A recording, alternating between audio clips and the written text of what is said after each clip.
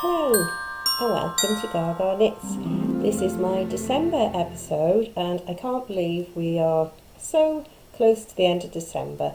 It is the 21st today, Thursday the 21st, and tonight I have my Works Christmas do in Cardiff. We are going to the Park Plaza Hotel for a nice meal and some dancing, and I'm staying over, quite a lot of us are staying over for the night, and I'll be coming home tomorrow, doing my last Christmas shop, and then a day of cleaning, and then Christmas is pretty much here. December for me has been a really hectic month. Very enjoyable but hectic all the same. It's not usually this busy, but I just seem to have booked a lot of things in. And I have been working on my projects in between, and I've got a little list here to keep me on track, and I'm going to try and add some little videos and clips throughout this video, so I hope that works. I'm just trying to get the narrative down today, and then I will try and edit it and everything on Saturday, so it will be up before Christmas, hopefully, but well, fingers crossed. So at the beginning of December, I went away on a coach trip with my friend Paula, and we went to a place called Belvoir Castle, although it's spelt Belvoir. Well, we went for 3 days. So we went to Belvoir Castle and we went to Nottingham Christmas markets and also to Bicester Village. But the castle was my favourite by far. They had themed it for the 12 days of Christmas, so all the rooms were themed. And the castle itself is set up on a hill in beautiful countryside, and it's got lovely grounds. But when we arrived, we were on our coach, we had to drive up all these windy lanes, and the castle appeared in front of us, shrouded in mist. It was really atmospheric, it was so pretty.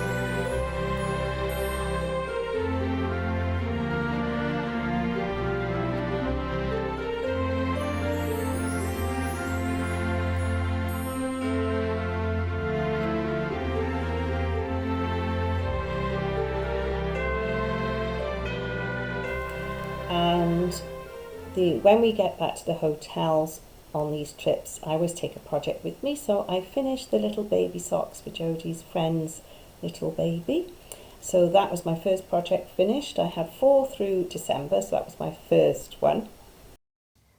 They're cute.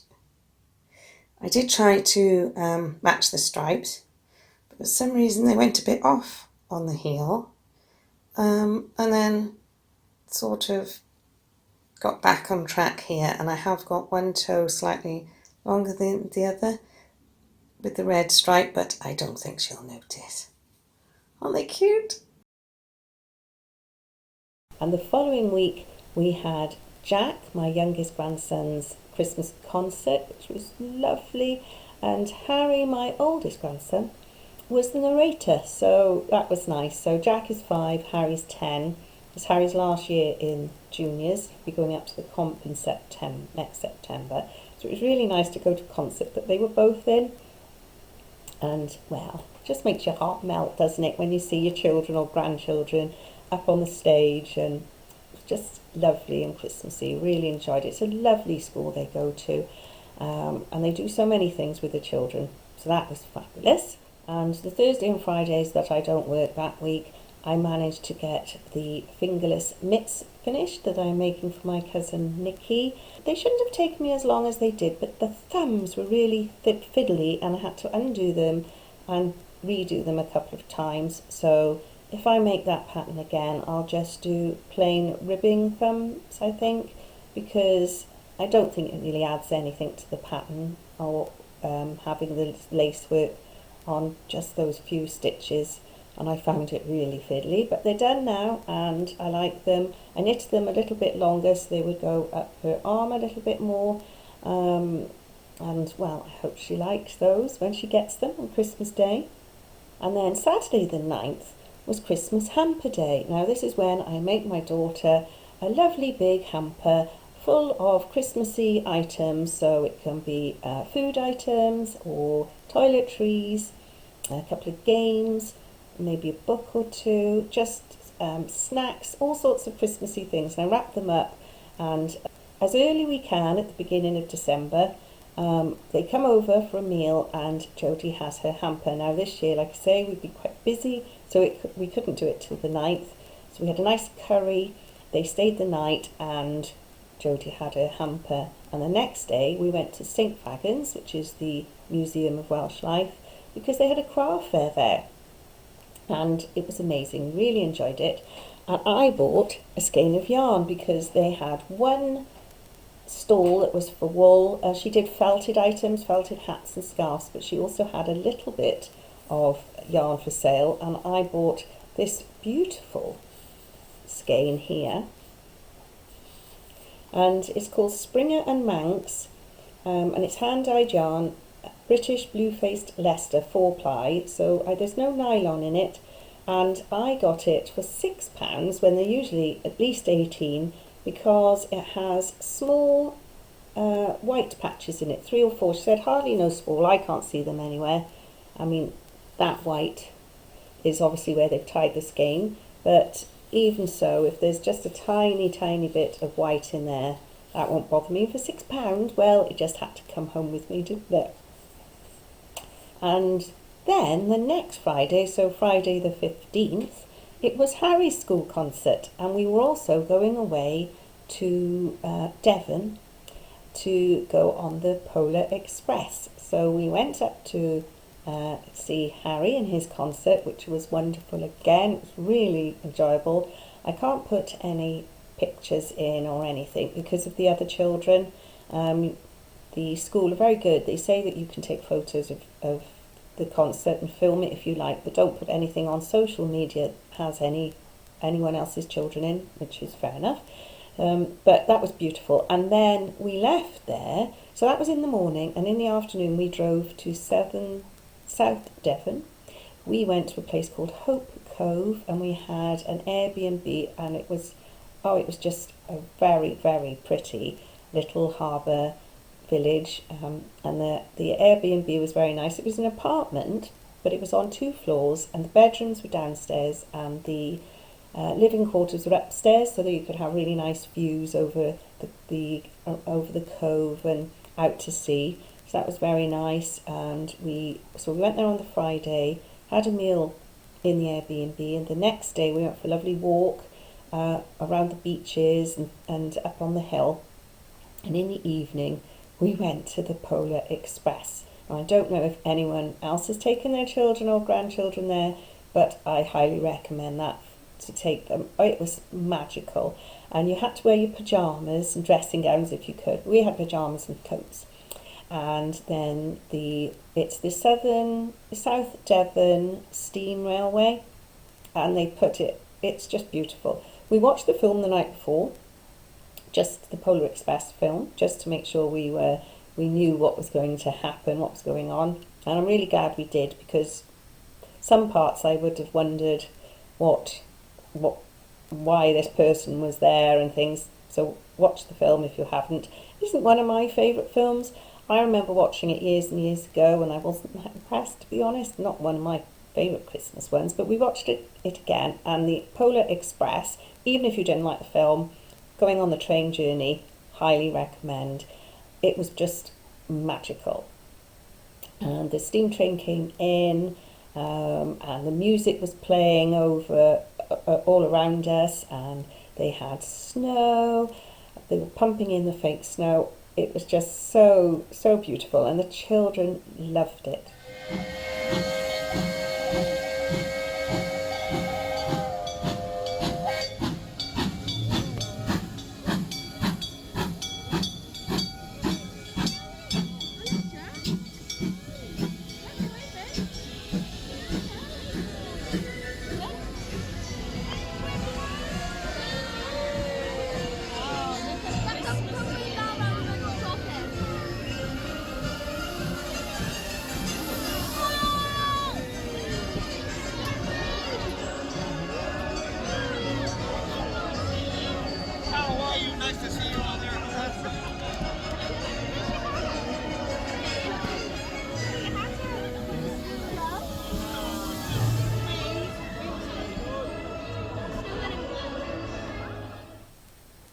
And then when we were on our carriages, we had a lady who was the waiter and a conductor to each carriage, and they came along, and then right at the end we had a visit from Father Christmas, which was really exciting, and we all had our golden ticket to get on the train, and Father Christmas gave us all a little jingly bell, and if you can hear the jingle it means you believe, and obviously we all could hear the jingle, and oh, it was just lovely.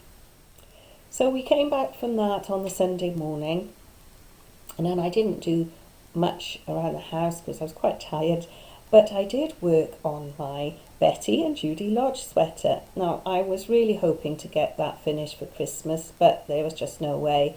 I have finished the body and done the neckline, but I haven't done any sleeves.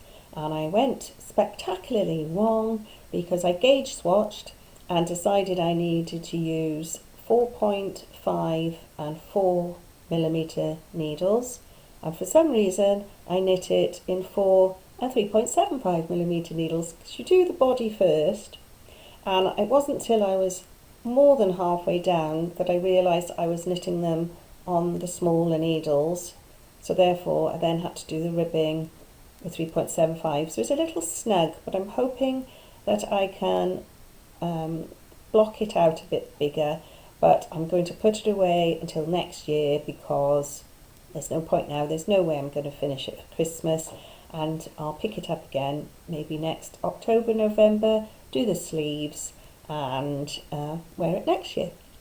Now, this Tuesday, so the 19th, I had a very nice surprise. I entered Anne from Spa Knits, or No Excuses podcast's giveaway. She was making some Christmas bags and I was one of the lucky winners, and it arrived this week. It's a really nice bag, lovely size, nice and big. And it's got Peter Rabbit all over it. Really nice. And inside you've got the stars. So I will set that aside. Actually, I might put my lodge sweater in it and put it away safely, and then I can use that. I can get this out next year with my sweater and finish it off. And as I say, tonight is my Christmas works due, and I'm going to wear the green velvet Joni dress that I made, which is a Tilly and the Buttons pattern. I tried it on for my daughter the other week when she was over, and I said, do you think this is okay to wear to my works due? And she said yes. She said she was quite impressed with what I'd managed to make, so I will ask someone to take a picture of me in it while I'm there, and hopefully I'll be putting a few of those up now because I'll be editing this in the future. Oh, and one more project, the hat I was knitting for my boss. I'll just go and get it. So, I was knitting the Bluestone plaid hat. Now, I thought this would be a quick and easy knit. He likes grey, and I already had some grey wool, and then I had some contrast colours as well here, but I didn't have quite enough grey, so I had to order another ball. But never mind, and it's a nightmare to knit. I'm going to persevere, but I will show you my progress. So I've done the rib, lots of rib. I did the largest size, and then you do this sort of check pattern on the top. All okay, but look at all the threads. Each of these vertical stripes, you are meant to use its own thread. So you've got 12 stitches across here, and then each stripe I've got a red and purple, and then you have to have 2 strands for each one, and then the very first ones are from the main balls, and then the grey obviously goes round and round, but you get this knot. It's just, it's a nightmare, and it's so slow because you have to, every time you get to a different yarn change, you've got to wrap the yarn around so you're not going to get any holes. So it's taking me a lot longer. So my boss didn't know I was making it, but I just said that I have got him a present, but he won't be having it until the new year. So he doesn't know it's something handmade. He doesn't really know. Maybe he thinks I've ordered something and it hasn't come. There's been a lot of that, hasn't there? So I don't know. So anyway, he'll have to have that in the new year. So I'm not panicking. I'm going to... See, I can't even fit it all in now. I'm going to just work on it over Christmas if I get any spare time, or into January. But it will get done, and he can just have that late. It's not really Christmassy. It wasn't a Christmassy themed hat or anything. So, how are your preparations going? Have you finished making everything that you wanted to make? It has just been a whirlwind, but enjoyable all the same. And I can't believe my last day of work was yesterday, Wednesday the 20th. And I don't have to go back now until 2024. So I've got my works party tonight and staying over in that lovely hotel. Christmas shopping tomorrow, it's Friday. Saturday, my cousin Nikki comes from Norwich, and it's her first family Christmas because she's been living for many, many years in Canada, so she's really excited about that. And then I've got 9 for Christmas dinner. Then the day after Boxing Day, my dad and stepmum are going to come with Louis, their dog, and spend the day with us. And then the boys are staying with me because Jody and Matthew have to go back to work in between Christmas and New Year. And I'm quite lucky because I don't have to go back until the 2nd of January. All that's left is to say, have a very Merry Christmas. Thank you for all your support through the year, your comments, your likes, and the subscribing. Really appreciate it. Maybe next year, fingers crossed, I might get to over 1,000 subscribers. I don't know. I mean, we say it doesn't matter, but it would be nice. But we'll see. And if not, I enjoy having you all along and keeping me company. So happy Christmas, have a lovely new year, and I shall see you all in 2024. Bye!